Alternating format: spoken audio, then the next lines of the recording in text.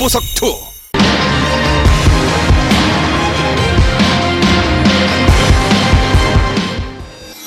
갤럭틱 프로세스로 떠납니다.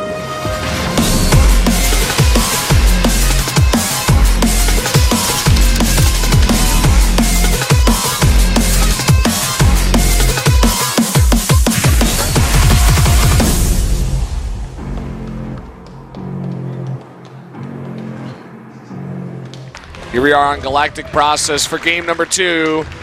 And up in the top right, in the purple, but in that last one, the foreign hope, the American hope, it is Neeb. Still smiling. His opponent down to the bottom right, had a lead in that game, but Neeb outplayed him. It is Trap. Now, we live in a world, some weird alternate universe now where you and I are casting a finals of a Korean tournament. This is not a Star League, but this is a very long, tournament. Normally KeSPA Cups don't even go this long. 6 days. Yeah, 6 days tournament. And we have a foreigner in the finals in Korea. This is a Korean tournament. This is run by the Korean Esports Association. That's what KeSPA means. That's why it's the KeSPA Cup. And we have a foreigner in the finals. And before even game 1 starts, the words that are coming out of our mouths are, he is the favorite. And already he takes game number 1. This may never happen again in StarCraft history. I don't know if it ever will. The last time a foreigner won a StarCraft tournament in Korea was 16 years ago. So tell your friends, if they're asleep, they need to wake up. They need to get in the stream. They need to be tweeting about this. Yeah, wake up to the reality of a foreigner being in the finals here and outplaying Koreans. This is the most historic moment we've had in StarCraft 2 for foreigners. This is it. I mean, this is the biggest moment. And Neeb is ahead in this best of 7 already. And you know what? Winning that first game was so important because I think it was Uthermal or Showtime. I think it was Showtime. He posted on Twitter, he's like, I hope this is the Neeb we've been seeing and not the, I fail in finals kind of Neeb guy, because he has some trouble with nerves in the finals, but here he looks so comfortable.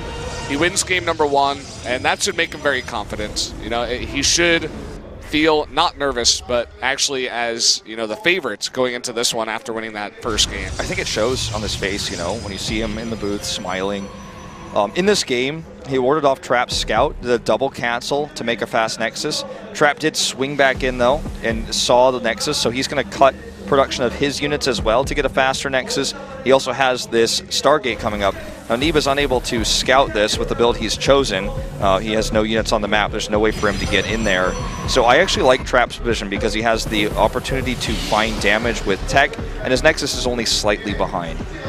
We'll see, though, because so far it's been a struggle for any Protoss to kill anything with Oracles in this matchup versus Neeb. Yeah, look at the pylon placement every single game. He's got at least 3. There was one game we saw a box of 4 around there, and actually he's going to go into Phoenixes to start off. This is what I was wanting to see from stats in our earlier best of 5, is a Phoenix opening versus Neeb to see if he can find some sort of different type of damage, or then go into a Phoenix composition where he controls the map against a style that Neeb hasn't played against really that much in this tournament. And then with that control, when it goes Disruptor versus Disruptor, if he keeps the Phoenixes alive, they can be lifted. It's obviously very powerful. We saw Stats utilize this in game number 1 in the semifinals. So I like this choice a lot from Trap, and we'll see how it plays out. Neeb, he just has to be safe right now because he doesn't have any scouting information of what's happening. Oh, this is going to be potentially a free stalker here. Oh, he's on top of it. He's going to damage it quite significantly. He doesn't know what else is out there, so he can't really commit. So it might look like, Neeb dropped the ball there. He could have gotten that stalker so easily. In fact, it looks like he's still going to chase it. But he doesn't really know what's out there. Now he does. Nice juke. Neeb going to give out on that one. Going to use his adepts for what they were made for. Going to come in here and scout. Maybe get a couple of probe kills. Should be lifted immediately. But he lifts, he sees the Phoenixes. Yeah, he scouts it. He's going to back off immediately. Neeb already has a Twilight Council coming up. He's going to commit to more Stalkers and a Warp Prism. I'd be very surprised if Blink does not come up into that Twilight Council the second it finishes. He's got plenty of money to afford that. It's done. We just see an observer fall. There's the blink. He's going to make a third base. Phoenixes can't lift that. Phoenix is a little bit too slow to stop that probe from making it as well. So Neeb's going to be very happy about this one. Overcharge going to buy him some time here, force those Phoenixes away. And already with this scout from Neeb, he's doing everything that he should be doing in order to defend this type of composition. Yeah, you need to overcharge. Make sure you keep your Mothership Core alive. Have your Stalkers in the other position. Get Blink. Once you have Blink, you can hold this off much easier. He's going to even put a pylon in the corner of his base to make sure he has the scouting information of when they come in. So the thing about Phoenixes in this matchup is even if he doesn't kill a single probe or the Mothership, it's not like Oracles, because these Phoenixes will continue to get value. Neeb cannot move across the map. He cannot pressure Trap. Trap's going to get his third base up at the same time for free, because these Phoenixes will punish Neeb if he moves out. So this is actually a big edge these Phoenixes give Trap, tech-wise, and also you can use them again later on versus Disruptors if Neeb decides to go for that. This also may discourage Neeb from Disruptor use. So this tech is still powerful. Obviously he would have liked to get probe kills, but it's not like Trap takes a massive hit because he didn't get any probes. This is a composition that allows you control, and it will shut down Warp Prism drops, for example. Trap is going to be safe for a long time. The one thing about this is that obviously the ground army is going to be much bigger for Neeb, and just the army in general, committing to that type of tech. You know, the one thing that Trap does have is more Immortals. No Immortals have come out just yet for Neeb. He is making his first one. And in typical Neeb fashion, getting those upgrades a little bit later as well. Usually about a half upgrade behind his Protoss opponents. Maybe some of the Koreans have to study his upgrade timing. Maybe they're getting it too early. Not 100% sure. Well, you know, the funny thing is when you get your upgrades this early, if there's a fight, I think you get a lot of value, but that doesn't happen usually. Neeb knows that. And he gets, you know, more units out, you know, differently, you know, 2 more Stalkers with that 100 gas, whatever he wants, depending on the game. Okay, few probes going down here. Obviously not going to be able to get that Immortal. Ooh, he might lose some Phoenixes here. Loses one goes There's down. another blink. Nearly gets the second one. Very close. He stops for a second. He could It's actually blink again underneath. Oh, if you blink to the left, I think he gets that, but either way. Trap is making another Phoenix too. He's going to continue to have 4 Phoenixes on the map. That's the number that he wants. Going to commit to that here. Yeah, it's a composition. It's not a rush. It's not a tech. It's not a... I mean, it's a tech, but it's not a tech in the sense of a harassment tech. It's not a Widow Mine drop type tech. It's not a Oracle tech that you see in the early game for harass. It's not DT tech where it's like, okay, you better have done something with this. It's still useful, and it will continue to be useful. And Neeb is going to go ahead and start working on these rocks. This will open up harassment potential later on in the game, but at the same time, it's going to allow him to take a safer 4th base towards the left side if that's where he wants to go.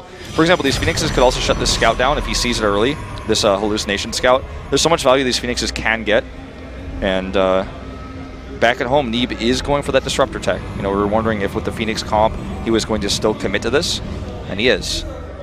I mean, he sniped 1 Phoenix. I'm not 100% sure if he knows that Trap re-made a Phoenix. Actually, Trap going for more Phoenixes now. Maybe with the hallucination, he was able to, or rather with just the Phoenixes of his own, he was able to scout the fact that the Disruptor tech is being committed to here by Neeb.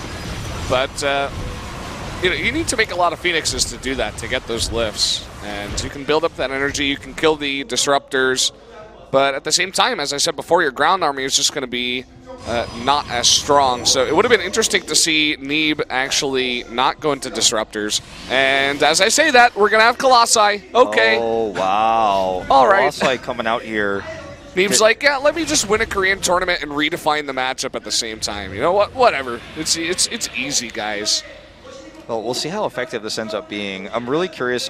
We haven't seen a good shot of the army in a while, and this one is also like not a very good one. I want to see exactly what's in the army of Trap, like how many Stalkers he has versus Adepts. I think he's mostly Adept, and obviously Colossi are going to be very powerful versus that.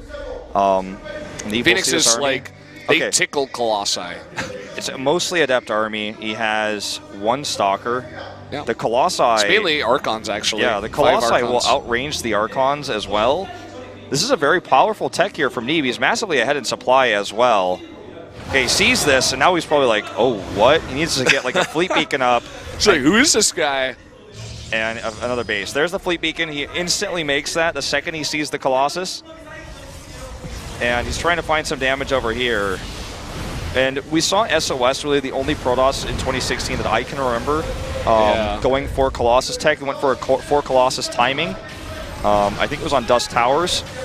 And obviously this Colossus will lose value as more Tempests come out, but if he can attack before then, Neeb could just win the game. And ooh, a Time Warp attempt here. He's going to lose that Mothership Core. Oh, one more close. shot. Yep, there it is. Trap doesn't pull it back. He's like, here, you might as well take it. I mean, you've done enough damage already. We saw Neeb make a mistake. I'm shocked. He thought he had the exact number. He was one off. As you said before, Neeb knows he's been scouted, and he probably knows that Tempests are on the way, but it's going to take so long to get that. It's going to take an immense amount of time. It's going to take forever, basically. And they're very expensive as well. Look at how much damage he's getting these units while they're trying to come up the ramp. Even a blink forward gets another Archon. With the siege power of these Colossi, he could commit to this attack. I think he will. He's doing it right now. Is he going to shade by once again? It looks like he did. He's going to get up there, and all those Archons are low on shields. Look, another one goes down. This one's very low on shields. Down it goes. These Immortals using their barriers. They're trying to get on top of the Colossi. There's enough buffer here. These Force Seals are not going to help them out too much either. Blinks back here. The Adept count getting weaker and weaker right now for Trap. Neeb pushing through. 2 Tempests, though, about to come out. 2 Tempests, once they come out, I think Neeb is going to have to back off. He has a large number of Stalkers, but you can't really blink underneath this army, especially with the Immortals in the bag. There's a Disruptor. It's Nova does not get value, though. Eventually, these Colossi are going to start to go down. This one's solo. Down it goes. Another Disruptor shot will kill several of these. He may just blink forward. He's killed a lot of the Immortals. He has to win the game off this push if he's going to commit. He doesn't kill the Tempest. He does not kill the Tempest, and he loses a Colossus. Neeb now on the run. Turns around now. Making more Stalkers. He just warped in 8 more. Another Disruptor shot going to kill so many of those Adepts. One more Colossus goes down. Maybe Neeb should just hit the 5th base, or excuse me, 4th base. You know, maybe trying to break the natural isn't a good idea here. He's switching into charge and +3. He's just going to try to outmaneuver Trap again. It looks like a ton of Zealots. He's got a bunch of Stalkers too, and as his Colossi die, he doesn't remake them obviously with the Tempest switch here from Trap. He makes a bunch of Disruptors. He has 4 now, making 2 at a time. Look at Neeb's bank. He's been mining 4 bases for much longer, and he could afford, with all this extra minerals, a ton of Zealots. He's going to make mostly Archons, and he's going to harass and try to rip the bases apart. If Trap makes a mistake, in one moment, the Archons can't get underneath those Tempests and help kill them as well. It's going to be a pretty unlikely scenario, but something that Trap has to keep in mind. Okay, good blink away here. He's just trying to find damage. Dark Shrine comes in here as well. When you look at compositions, Trap is ahead, but Neeb has a larger army and the more mobile army. So both players are ahead in different ways, but I think the longer this game goes off, the better things are going to be for Trap with a Tempest count he's already built. But he will have to survive before that happens, and Neeb knows that he has a large army and will take a faster 5th base. Trap would be wise to do the same. Okay, he does. To the bottom right. Trap can barely afford Tempest at this point. You know, he made 5, and that's about it. I mean, he's going back into Phoenix production as more and more Disruptors are made here from Neeb. But the Phoenix is not going to be too good against Zealot Archon, that's for sure.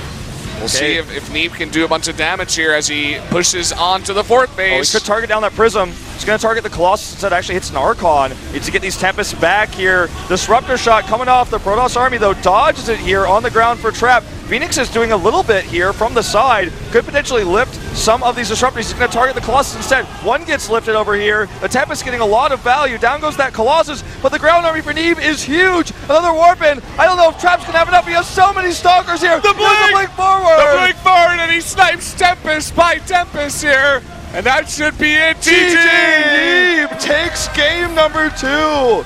He's halfway there. He's halfway there. 2 of the 4 wins he needs. This is unbelievable. What am I watching? Neeb killing Korean after Korean. We'll see if he can actually move with this momentum and actually win the entire tournament. Trap seems stumped. He's got the same face that Sats had, where it's like, what do I do? You know, how do I defeat this guy? I'm trying so many different things. By the way, Trap is playing some fantastic StarCraft himself. He is just being outplayed when it comes to this PvP. All right, guys. He's trying to hold on, but he's not able to. New Gettysburg. This is the map of creativity. Now, let's not forget, if Trap loses this, Apotheosis is Neeb's map choice. This map has been banned in almost every series this tournament. So if Apotheosis is Neeb's map and Trap gets caught off guard by something. Neeb could 4-0 this if he wins on Gettysburg. Winning here could just simply win him the series. I think right now for Trap, he needs to focus on Gettysburg. He needs to win this one. I hope he has a plan here. This is the map where you see the most creative strategies. You see island maps, or island bases on this island map. You see fast third bases, fast fourth bases in this matchup that's somewhat passive. This is going to be a map where we could see tons of Tempest again, like we saw in the match with Stats. This is another map where we could also see carriers or something crazy like that, or mass disruptors in the late game on that big open top of the map. Looks like Trap is getting some advice here from his coach. He's got his sound blockers off. He even said in the chat, he's like, hey, give me a second. I need some time. And if I were Trap, I need some time myself to think over that. I can't really see the coach, but it does look like he's listening to someone in there, so I would have to assume that he is there. I saw the generic coach was here earlier, the assistant coach, and I mean, the coach could definitely help out Trap a lot. I mean, he's watching these games from the outside, and he's saying, okay, here's what you're doing wrong. I think I figured out Neeb. Let me spit some words of wisdom to you and to see if I can help you out in this matchup. Here's how I see it. He told him what build to do, basically. Obviously, he probably told him to calm down and stuff. This is Trap's second finals. He's been here before. He's won a finals before. But I think he's telling him, okay, Gettysburg, create a map, do this build. Yeah, for sure, guys. We're going to jump into game number 3 now. New Gettysburg. Get your friends in here.